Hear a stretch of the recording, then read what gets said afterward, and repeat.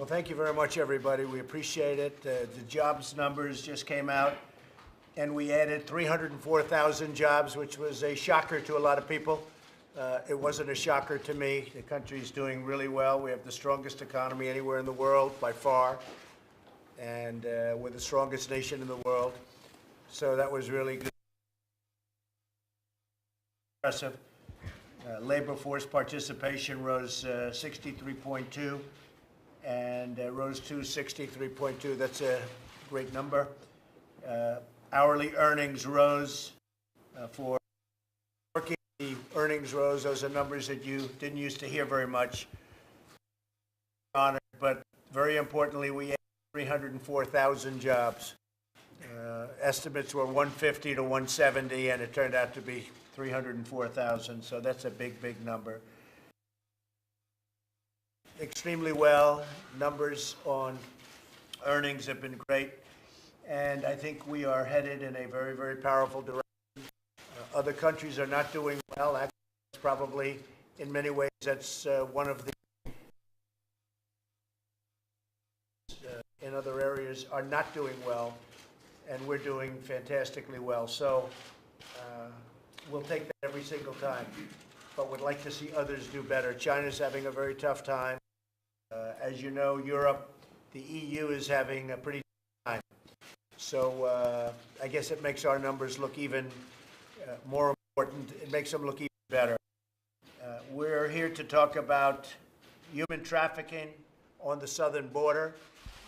This is a group of incredible people who we've been working with in different levels and different forms, and they're going to be speaking, most of them, and telling you some stories and how we need border security.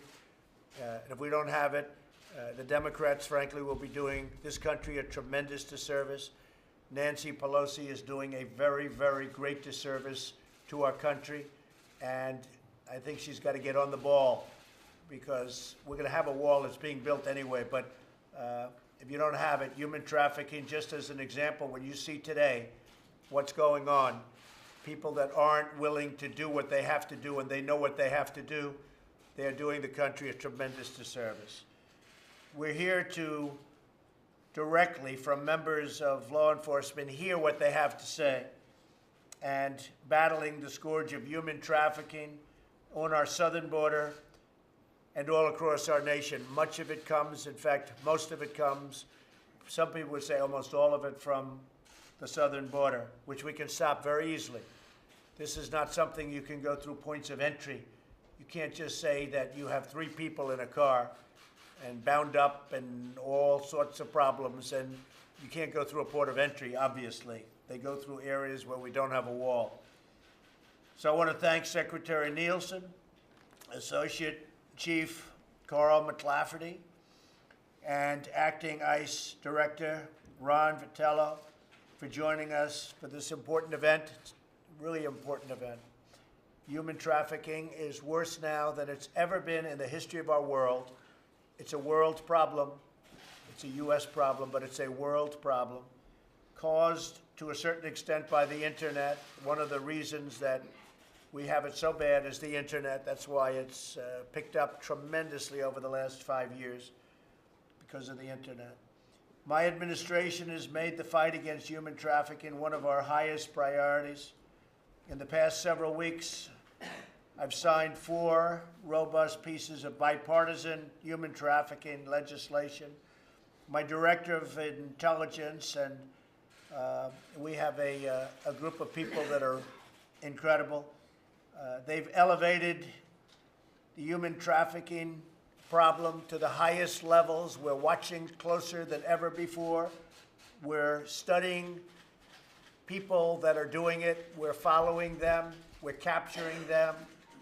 But our job could be made a lot easier if we had support for what the incredible law enforcement folks do at the southern border.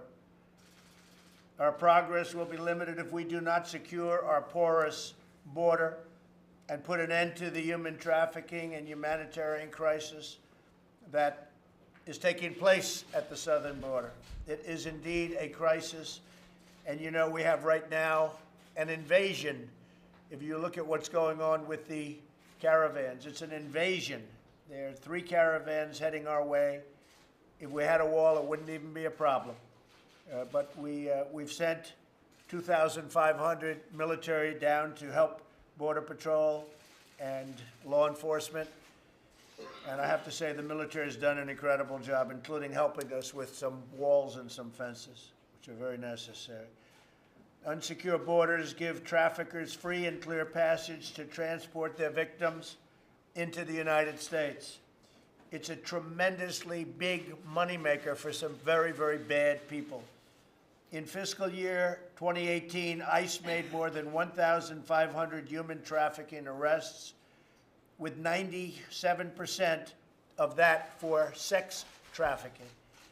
And it's a big movement now because of the Super Bowl, if you can believe this. They are bringing in a lot of women through the southern border for the Super Bowl. And then I have people like Nancy Pelosi and Democrats that say, oh, we don't need a wall. And they come through areas where you don't have any form of barrier protection. In a moment, we'll hear from several individuals who are working tirelessly every single day to fight the trafficking, rescue victims, and support survivors. Survivors need tremendous support. What they go through is unimaginable. Former DHS Special Agent and Advocate Timothy Ballard, who is here, will detail one case where a 13-year-old girl from Central America was kidnapped, trafficked across a section of our border without a wall, and then horribly abused in captivity while in New York City. Taken right through a certain section where there is no wall, you can't see anything for miles and miles and miles. They could have come through anywhere they wanted. And we'd have that all filled up. It'd be very hard. Even one woman or one child trafficked is too many. But there are thousands and thousands and thousands, and it's billions of dollars of money flowing into the pockets of some very bad criminals. There are potential victims, including young children, that we can still protect if we act now to secure our border and build a wall. The case we're building a wall is everything. It's everything. Human trafficking by airplane is almost impossible. Human trafficking by van and truck and the backseat of a car, and going through a border where there's nobody for miles and miles and there's no wall to protect. It's very easy. They make a right, then they make a left, they come into our country, and they sell people. And we cannot let it go on. And the Democrats can play their game, but if you watch them at interviews, they want to get off that subject so fast because there's no way they can justify the fact that a wall works. It works so well. I watched them the other day. I watched a couple of high-ranking Democrats trying to explain that walls are not necessary, really. They're immoral. What's immoral is when people come into our country and kill innocent victims. If you look at the San Diego area, if you look at many areas where you have the wall, you look at Tijuana. If we didn't have a wall in Tijuana now, you'd have people coming in by the tens of thousands. But we have a wall. It's an old wall. It's not a good wall, and it still works. What we're building is incredible. We're building a lot of wall right now. We're renovating wall and we're building wall. And we're going to continue to build wall, regardless of what happens with this committee, which I say is a waste of time, because any recommendation that comes back to me, and I'm a very modern guy, they like to say walls are medieval. They work 100%. And what doesn't work is technology if you don't have the wall. The technology is called the bells and whistles. And we have the top law enforcement people in the country here, really in the world, and they will tell you that without the wall, it all doesn't work. It can't come together. If you just take a look at parts, take a look at Tijuana, imagine that. Imagine us taking that wall and moving it to Texas. Let's take it up and move it to Texas. They would like to have it. Let's take it up and move it right over to Arizona or New Mexico. They would love to have it. They would love to have it. And you would have thousands and thousands of people. There would be nothing you could do to stop the people from pouring across. But we're here to talk about human trafficking, and this is something where people have no idea how bad it's become. Worse than ever at any time in the history of our world because of the internet. So I'm going to ask Secretary Nielsen to speak, and then we're going to show you some videos and some other things. And I don't think there'll be anybody up there, including from the media, that disagrees with me. They may not write it that way, but there will be nobody that disagrees with me. Secretary, please. Thank you. Well, first I want to thank everyone for being here. Greatly appreciate it. Mr. President, thank you always for your leadership. This is an extraordinarily important topic, and as you've said many, many times, it's a horrific, horrendous, and horrible ongoing tragedy and crisis that we have due to our vulnerabilities on the southern border. So thank you, sir. Thank you. This is an insidious form of modern-day slavery. That's what this is. This is not a problem that is experienced in other places of the world. It's experienced here, today, in the United States of America. It is something that this entire administration is committed to combating. It takes very close coordination with state and local governments, but also with our international partners to take down the transnational criminal organizations that are at the heart of this crime. And before we turn to other people, I just want to talk a little bit about the fact that this is directly related to our unsecure southern border. Transnational criminal organizations have taken advantage of our unsecure border. The result is that we continually see young girls used as pawns to line the pockets not only of criminal illegal aliens, but also of the cartels who violate our nation's borders and our laws and use that money to fund other criminal enterprises. The President mentioned the Super Bowl. I just want to pause to say DHS. In addition, I'd like to thank the over 600 DHS personnel who are on the ground in Atlanta to help the state and local secure the Super Bowl. But we also continue to do our other mission sets, which includes combating human trafficking. We have made over 40 arrests, and some of the victims that we have saved, unfortunately, include underage children that have been brought in for the purposes of being sold and abused as part of Super Bowl activities. So I want to thank all of HSI for their great work continually, but also as we prepare for the Super Bowl. So before we turn to our law enforcement folks at the table, what we'd like to do is turn to Tim Ballard, who is the founder and CEO of Operation Underground, and also to Alan Tucker. Thanks to both of them for being here, the founder and president of the International Network of Hearts. They'll be talking to us about their experience assisting victims, sir. So I'd like to start with, perhaps with Tim and then with Alma. Thank you so much, Mr. President. Thank you very much. I spent 12 years as a special agent, as an undercover operator, working on the southern border, working sex trafficking cases. And I can tell you, you're exactly right. One little girl I can tell you about, in fact, I introduced this little girl to Miss Trump during a private briefing. This little girl was kidnapped in Central America, 11 years old, groomed for 2 years, with the intent of getting her ready to come to America. Why? Because we are the highest consuming nation of child pornography. We are the clientele that's the big money. They brought this little girl through a part of the southern border where there was no wall, easily got her to New York City, and this is hard to hear, but this is the truth, and everyone needs to hear this. This little girl, and this is very typical, raped for money every day, 30 to 40 times a day. If that's not a crisis, if that's not an emergency, I don't know what is. Now let me say this, had there been a wall, had there been a barrier, this little girl likely would have been saved because the traffickers would have been forced to take this child through the port of entry where we have amazing law enforcement. I've worked with these people. These are the best people on the planet. They can detect, they have equipment, they have trained agents. In contrast, while this was happening, I was working another case. A little boy, a Mexican boy who was kidnapped by an American trafficker by a child pornographer. He kidnapped Mexican children, brought them to San Bernardino County, where he had a makeshift studio, made child porn with these little children, 5 years old. This little boy was kidnapped in Mexicali, Mexico, where there was a wall, where there is a barrier, and so he was forced to take this little boy through the Calexico port of entry, and guess what? It worked. We captured him. We rescued the little boy, and subsequently rescued 12 other children in San Bernardino, California. The difference between those two cases is 2 + 2 = 4. The wall was the difference. The wall rescued this little boy, and the lack of a wall caused this little girl to go through a hell that is indescribable, that is not manufactured. It is a real crisis. It is a real emergency. And you have many thousands of people like that. Thousands. This is happening all the time. We work in Mexico. We have done several operations. I've just met with the Secretary of State, their equivalent, Olga Sanchez, just last month about this. We are having to do operations in Mexico, our foundation, working with law enforcement, to essentially become the wall, because there is no wall. We're forward deployed. It's like trying to catch flies with chopsticks. It works. We can make it work. But if we had a big, fly swatter, which is the wall, that'd be a lot better. Yeah. It stops it.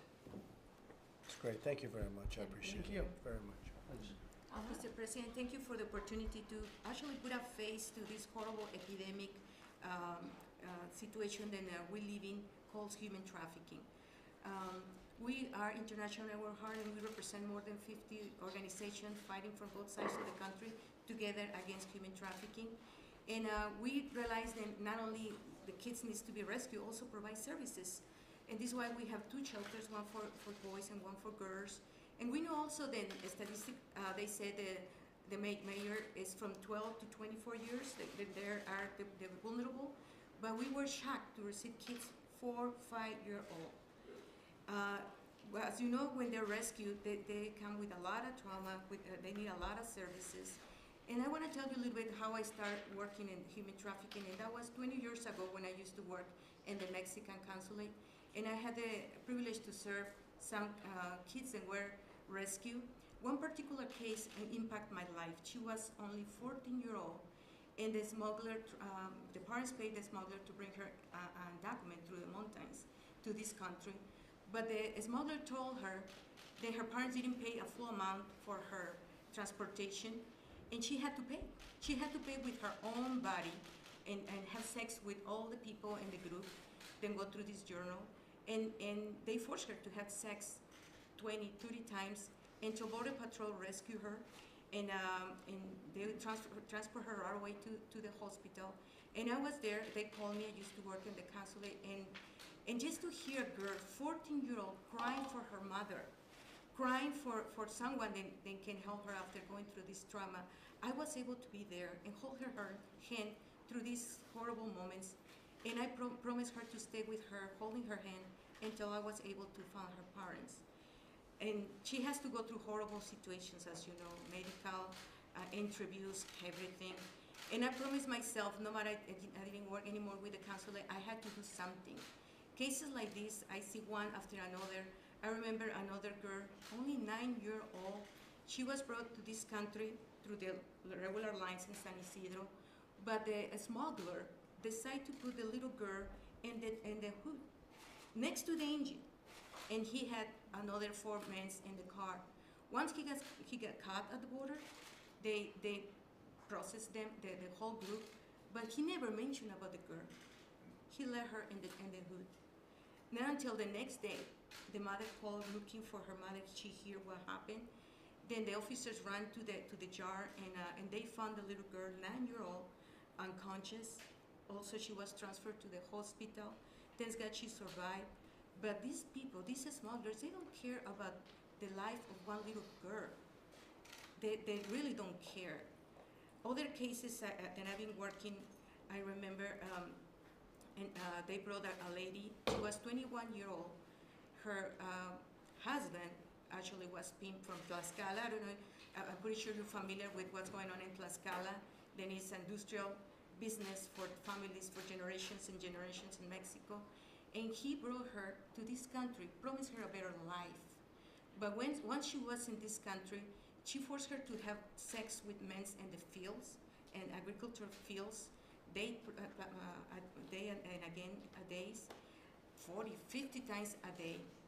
And when she denied to do it, she told her, she left behind her daughter in Mexico, and she said, "You will never see your daughter." Again, officers did a raid her, and they rescued her.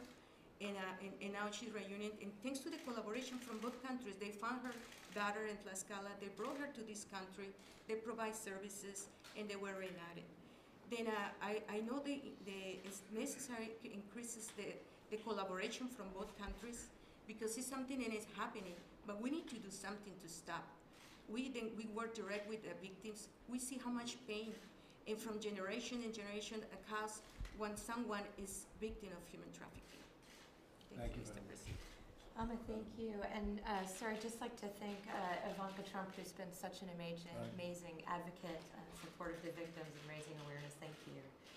Now we'd like to turn to Deputy Special Agent in Charge, Anthony Scandivio from New York, who's going to talk about an illegal sex trafficking ring in investigation in New York.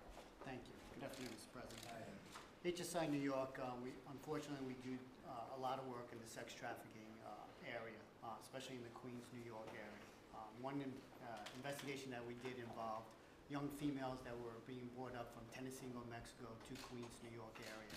The coercion and the abuse begins in Mexico, where these traffickers approach these young, vulnerable women to either convince them that to come to America for the better life, maybe sometimes even date them, become their boyfriends, or even marry them, luring them to the United States. The women talk about how they're brought across the border. One describes being put down, face down on a raft and pulled across on a rope. One driven in the back of a truck, in the back of a flatbed truck, or in the middle of the night crossing the border into a vehicle taken to a safe house. They think their journey, the rough part of the journey is over, but little do they know once they reach Queens, New York, that's when their true horror begins, where they're abused, beaten, maybe not fed, all for the trafficker to take over their minds and to force them into this life of prostitution. For us, thank God for the great work of the Border Patrol. He interdicted one of these individuals. He had some females with him. From that little bit of information, we were able to uncover over 12 victims in New York, 2 of which were minors when they came across the border by this trafficking organization. And like Ms. Tucker stated, these poor women were asked to service 15 to 40 men a day for as little as $40. The organization was making hundreds of thousands of dollars a year, which is being funneled back through Mexico. Doing this type of work for us at HSI is the most rewarding work that we could ever do because you're saving a life, you're saving a victim, and it's making the public aware of this that's out there. We did a bilateral takedown with our Mexican authorities where we arrested 5 of the individuals in Mexico, 3 of the individuals in New York. They were recently sentenced in January of this year, ranging from 8 to 25 years for the trafficking of these 12 victims to the New York area. And mostly coming through the border. Yes. It's incredible. Incredible. We'd like to turn it over to Joel. Joel's going to talk about Operation Safe Haven. This was a ring that was operating from Georgia to Texas, sir. Mr. President, thank you for having me. Thank you very much. My name is Joel Roundtree. I've been a special agent for approximately 16 years now. And at HSI, we work with a variety of cases. And I submit to you some of the most important ones we work are these trafficking type cases. They allow us to not only make a difference in these people's lives, in the victims' lives, but also really to put some bad guys in jail. So one of these particular cases is Operation Safe Haven. I'm out of Savannah, Georgia office for Homeland Security, and we uncovered a sex trafficking circuit there that was operating in Georgia and also in 9 other states, including North Carolina and Texas. They had recruiters, very similar to what we've heard here today already, operating in foreign countries, and would lure these girls, mainly uneducated and from poor backgrounds, into the United States with the American dream that so many people have.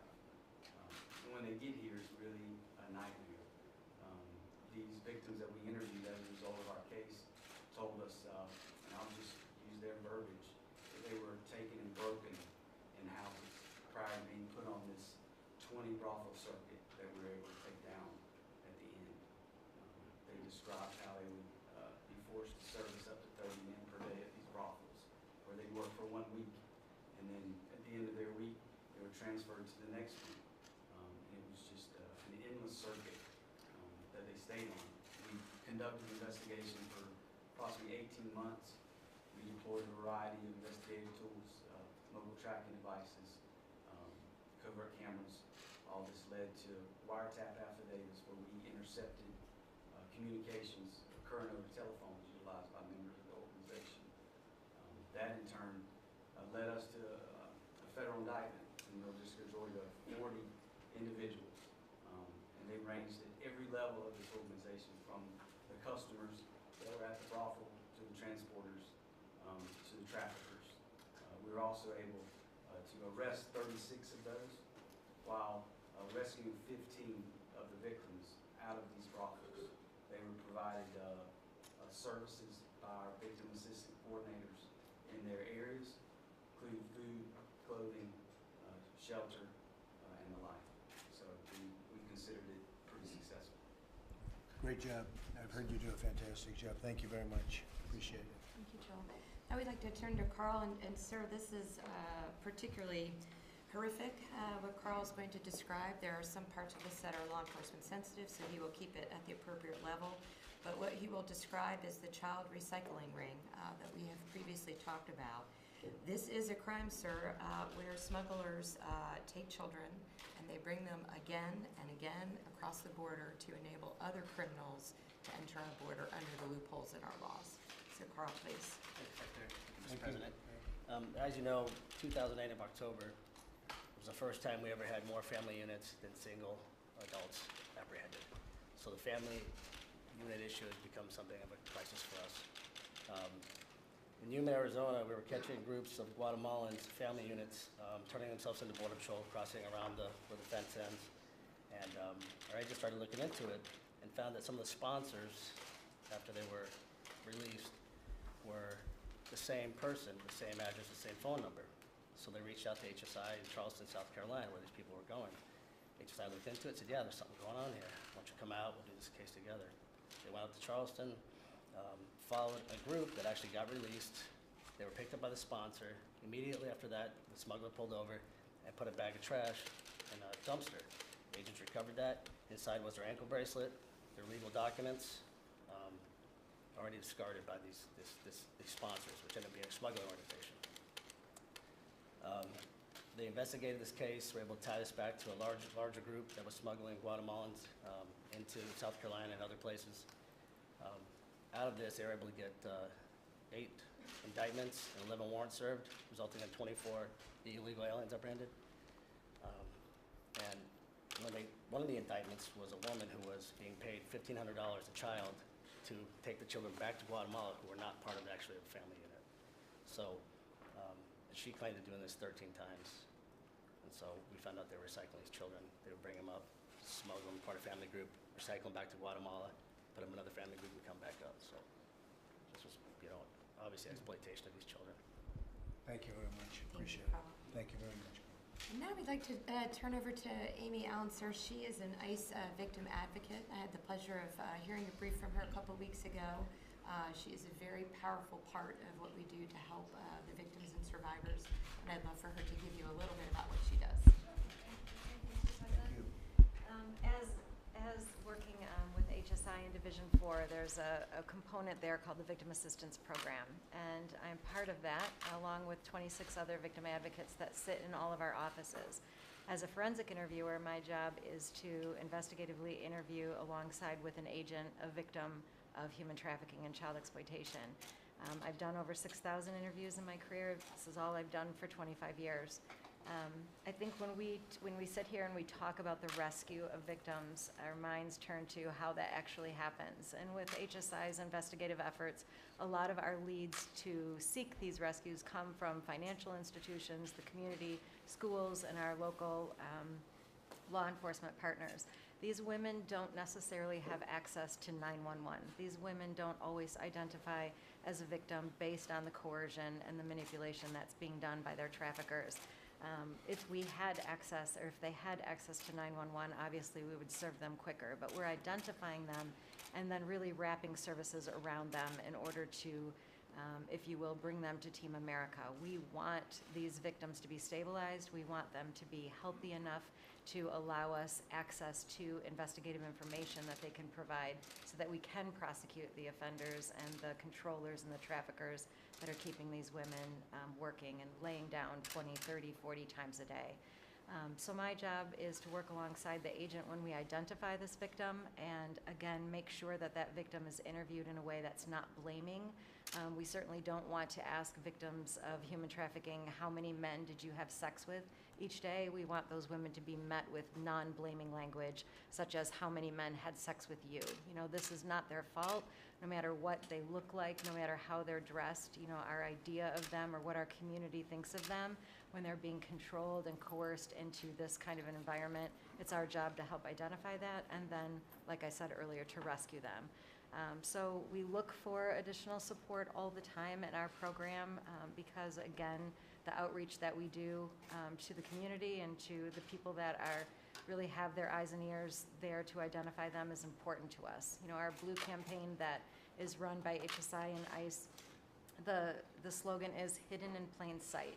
And I think that's such an important slogan to have because these women are among us. Obviously, when you talk about the Super Bowl, we talk about women that are there. There's other people there that need their eyes and ears to help identify that, but they are hidden in plain sight. And so our outreach efforts and the victim assistance efforts that we take every single day to help identify them and support them really will bring to pass additional prosecutions and support for them. Thank you, Mr. President. Thank you very much. And finally, sir, one more. Jen, at the appropriate level, is going to tell us a little bit about how technology plays a very important role here. I'm extraordinarily proud of what HSI and ICE bring to the table in terms of their investigation. So please, Jim. Mr. President, thank you for having me. I want to talk about HSI's role in using technology to fight these types of crimes. We're definitely a world leader in applying technology and in doing victim-centric investigations. I founded our HSI's Child Victim Identification Program and Laboratory back in 2012. I've dedicated my career to identifying and rescuing victims of these horrendous crimes. In doing so, we apply several different pieces of technology. I actually have some demonstrations here for you. So one of the things that we do quite often, and what you see here, is a sanitized image of an offender's hand abusing a victim that we've removed from this image. But in that image, we were able to pull the fingerprint of the subject from that image and thusly identify that subject through the fingerprint. We routinely do this now. If I can interrupt, Jim, that's even though the fingers are not facing the picture. Correct. So the technology enables them to pull the prints from the photograph. So another thing that we do often are comparisons. So after the fact, after we've identified and rescued the victim usually, and we have imagery, again, depicting, we have a lot of hands in our imagery. So this is the case of having individual's hand from the abuse imagery and then having exemplar images from a search warrant photo and using the dermatological markings from that person to be able to draw the inference that it is the same person. And so we do a lot of comparisons, and pretty much anything that can be photographed or depicted in imagery or video, we can do a comparison of, as long as we have an exemplar.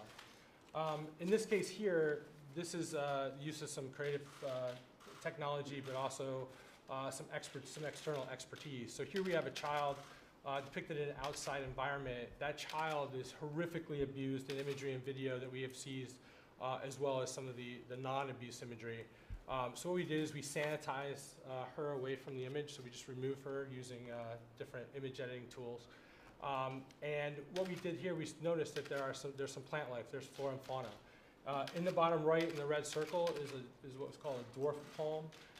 We then, with the National Center for Missing and Exploited Children, a strong partner of ours, we submitted this image to the Smithsonian Institute, and an expert in flora and fauna was able to tell us that that plant is only going to be in the areas in green that you see on the map here, primarily Southwest United States and Florida. Using other imagery from that, there was a playground. We worked with the playground manufacturers and with certifying bodies of playgrounds throughout the United States. And through that, we're able to identify that that specific playground was just outside of Houston, Texas. That allowed us to focus on a specific neighborhood in Houston, Texas. And within hours, we identified that child and apprehended the offender and rescued that child from horrific and ongoing abuse. The rest of my briefing is law enforcement sensitive, sir. Okay, that's fine, Jim. Thank you very much. You do a great job. We appreciate it. Kellyanne, do you have anything to say? Sir, thank you so much, and Secretary Nielsen and Ivanka Trump for just convening us and allowing the press to come in, because so many times I just think Americans are not hearing the basic facts and figures, not appreciating the tragedy that so many of these young victims endure day in and day out, and really the very brave and important work of the men and women around this table and all that they represent, all the people that they represent.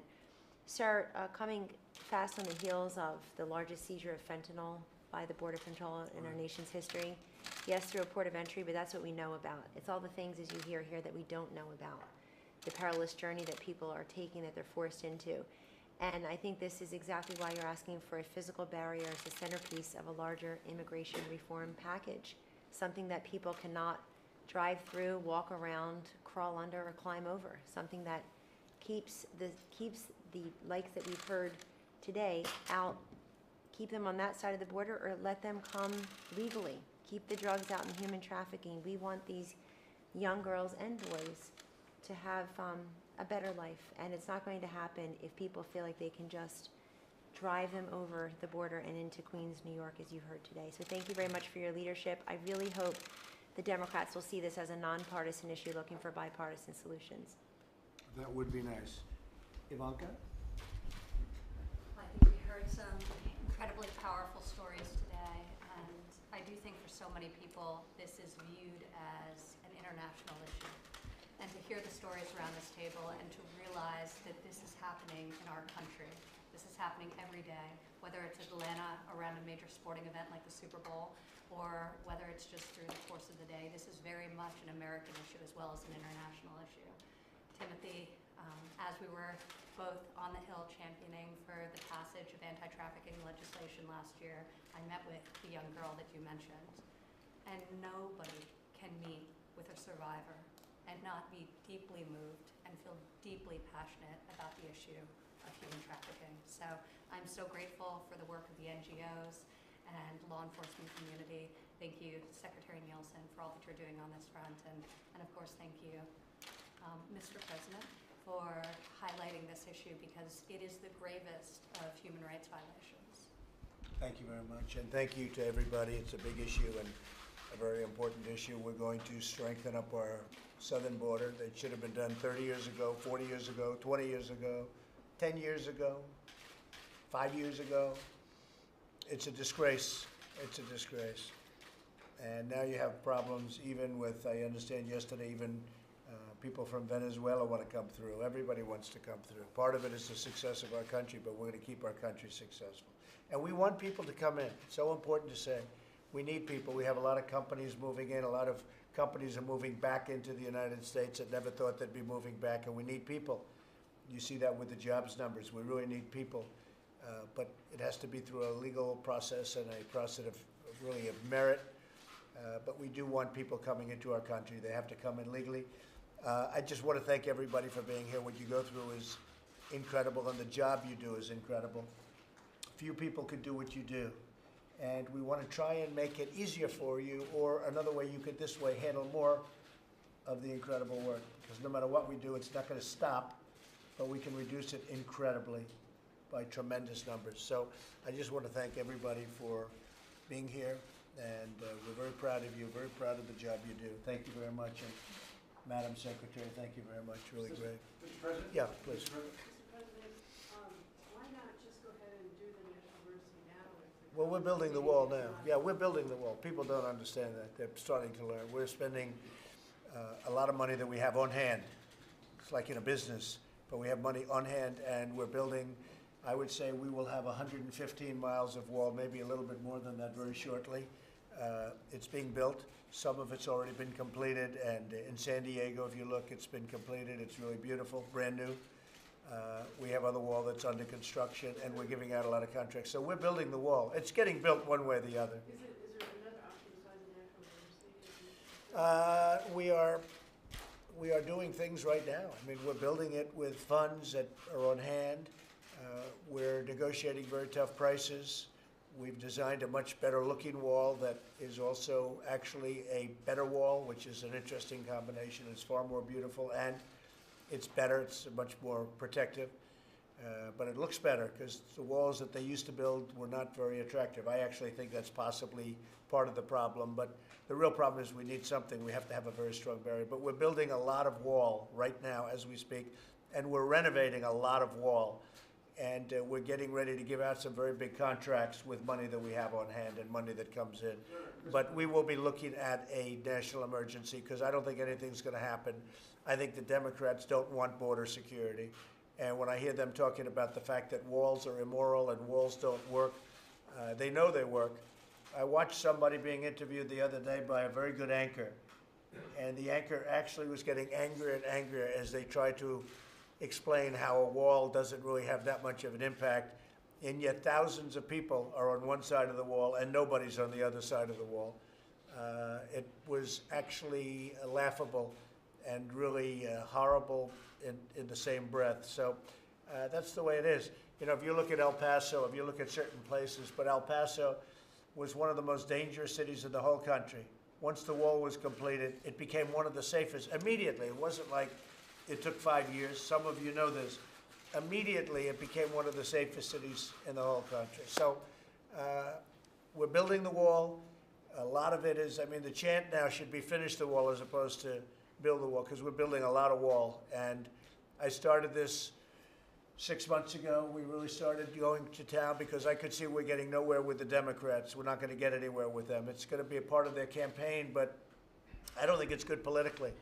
And I think Nancy Pelosi should be ashamed of herself because she's hurting a lot of people. I think the Democrats should be ashamed of themselves. Now, in all fairness to the Democrats, many of them want the wall, and I see it. They're just dying to say what they want to say, but they can't say it as well as they would be able to if they were allowed to do it. Yes? Mr. President, so are you saying now you believe that on February the 15th, the only option you will have left is either close down the government or declare an emergency because you don't have any faith that this committee will come up with an answer? And if you do declare an emergency, are you concerned that you will almost be immediately be enjoined by some court in the Ninth Circuit Court of Appeals District? Well, we have very, very strong legal standing. It would be very hard to do that. But they tend to go to the Ninth Circuit, and when they go to the Ninth Circuit, things happen. For instance, the ban, it missed and then was approved in the United States Supreme Court, where we have had a very good record. They go to the Ninth Circuit. In many cases, and in fact, in most cases, it has nothing to do with the Ninth Circuit. It's a shame what they do. So let's see what happens. I can only tell you this, John. We have very, very strong legal standing to win. We are doing it regardless. I mean, we haven't declared the national emergency yet, and yet we're building a lot of wall. We're continuing to build a lot of wall with, as we would say in business, cash on hand.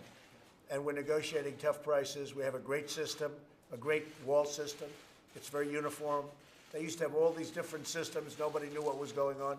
We have a very good, solid system that looks good and is very powerful as a wall. But are you saying now you expect to declare a national I don't want to say, but you'll hear the State of the Union, and then you'll see what happens right after the State of the Union, okay? Well, are you going to wait until February 15th to do Yeah, we're building now. I mean, the one thing that I'm trying to stress to people, and I wasn't before because before it meant less, but when I see the obstruction, when I see the tremendous obstruction by Democrats, knowing that the only saving of our southern border is the wall. I mean, you look at these towns.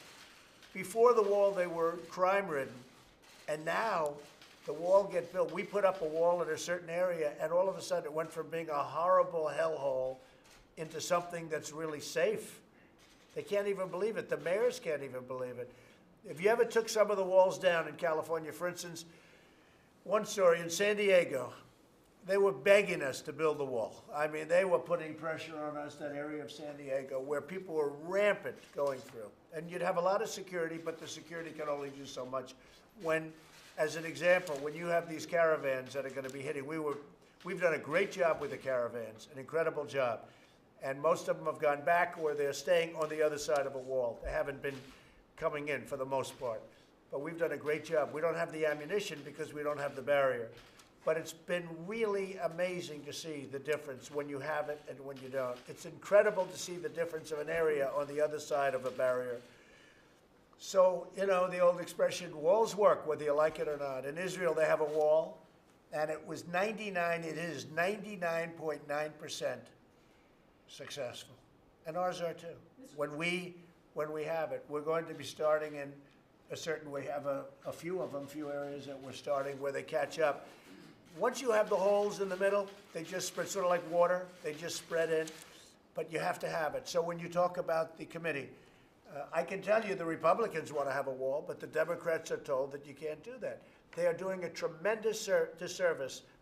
The Democrats are doing a tremendous disservice to our country. You heard today about human trafficking. Human trafficking can go down by a tremendous percentage if we had a wall on our southern border. Tremendous.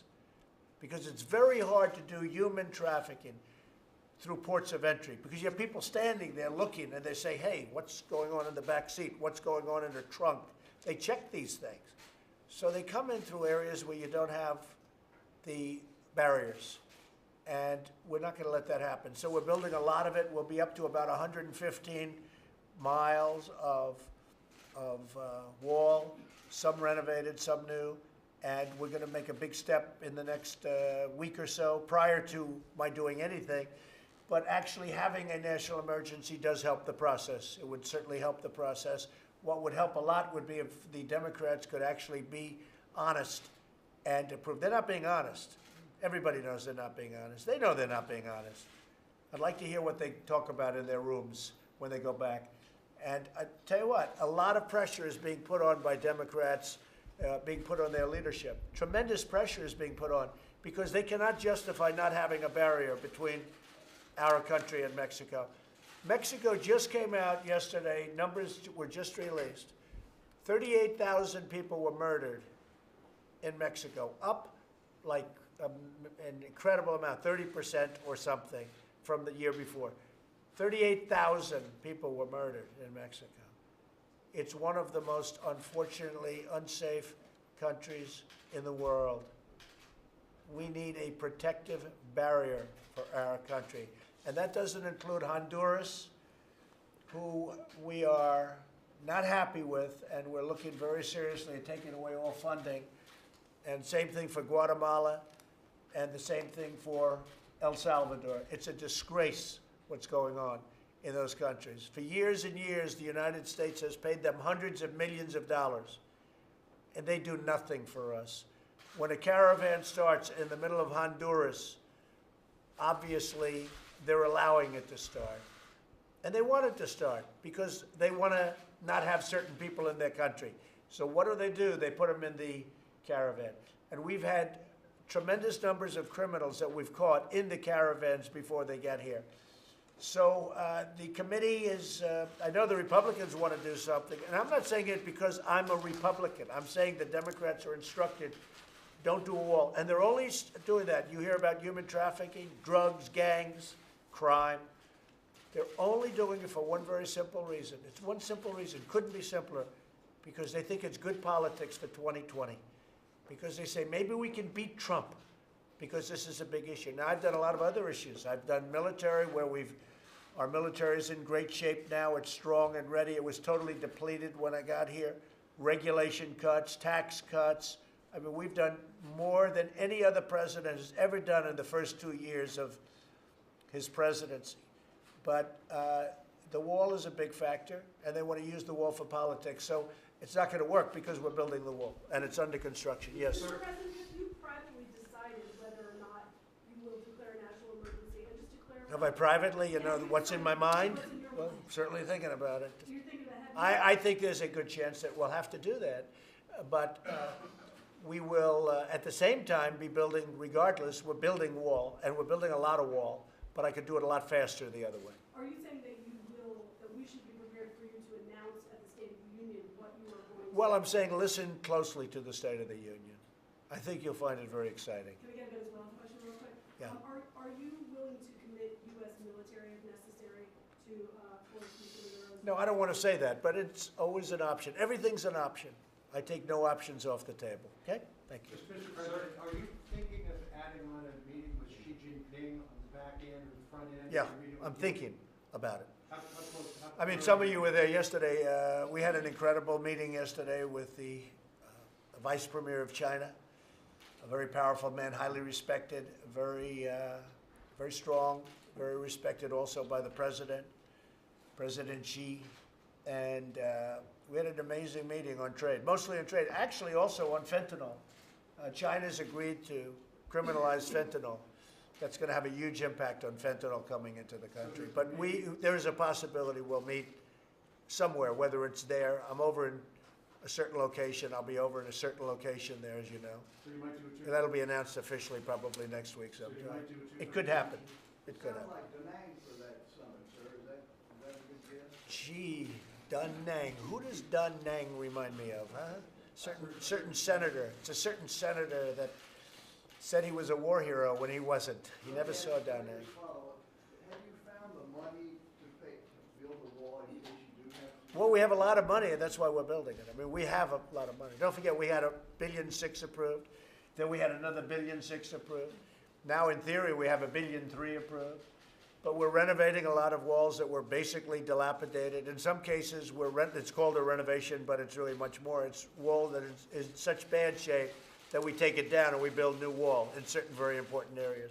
But we're doing a combination of renovation and new wall. But we're doing a lot of it. But do you, Mr. President, do you need an appropriation from Congress or a national emergency to build all the wall you think is necessary? We're already appropriated. We have a lot of appropriation. It's already been done. And certain other things we'll be doing that we haven't done yet. And one of the things we're considering, obviously, is a national emergency. And it is. It's an invasion of our country, of not only people, not only gangs and criminals and human traffickers. It's an invasion of drugs into our country.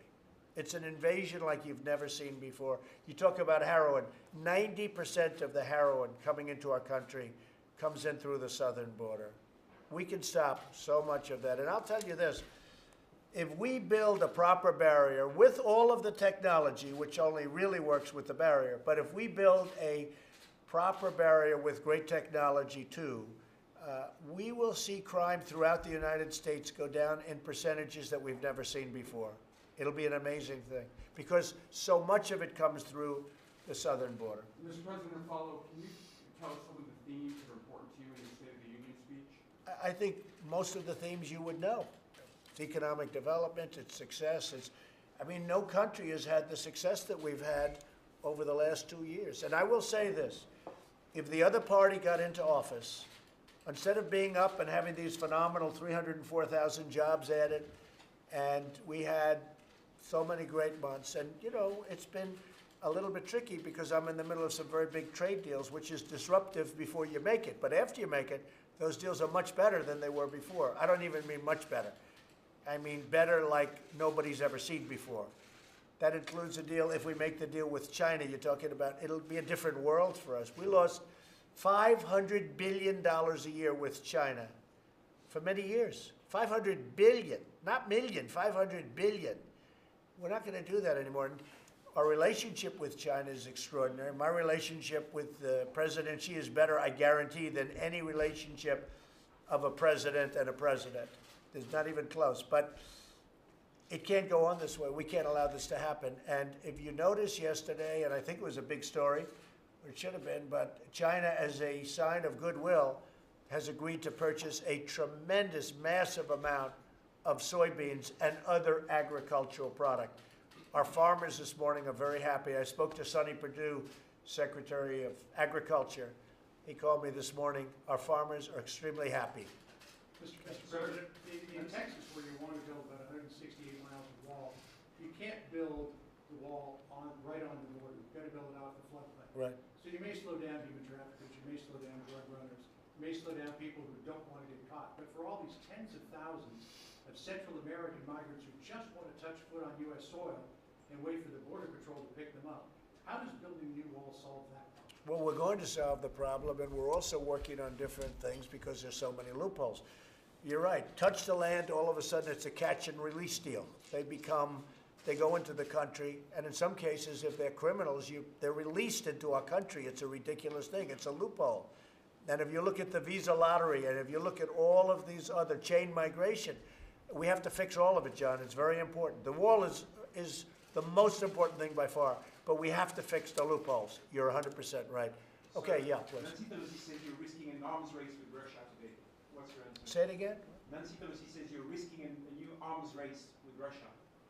What's your answer? Honestly, I don't think she has a clue. I really don't. I don't think Nancy has a clue. And I see that when she says walls are immoral. She doesn't have, she doesn't know, and I wish she did, because she's hurting this country so badly. It's all rhetorical, not delivered well, but it's all rhetorical. She's hurting our country very, very badly, even with statements like that. Okay, thank you very much, everybody. Keep moving. Let's go. All right, guys, let's go. Move. Let's go. John, let's go. He's listening to this. Go ahead, John. Pulling out of the IMF, is this as much about the threat in the Western Pacific from China? Is it the emerging threat from China? No, the reason is, first of all, you have to add countries, obviously, it's old, but very importantly, one side has not been adhering to it. We have, but one side hasn't. So unless they're going to adhere, we shouldn't be the only one. I hope that we're able to get everybody in a very big and beautiful room and do a new treaty that would be much better. But, because certainly I would like to see that. But you have to have everybody adhere to it. And you have a certain side that almost pretends it doesn't exist, pretty much pretends it doesn't exist. So unless we're going to have something that we all agree to, we can't be put at the disadvantage of going by a treaty, limiting what we do when somebody else doesn't go by that treaty. Okay? Thank you. Thank you very much, everybody.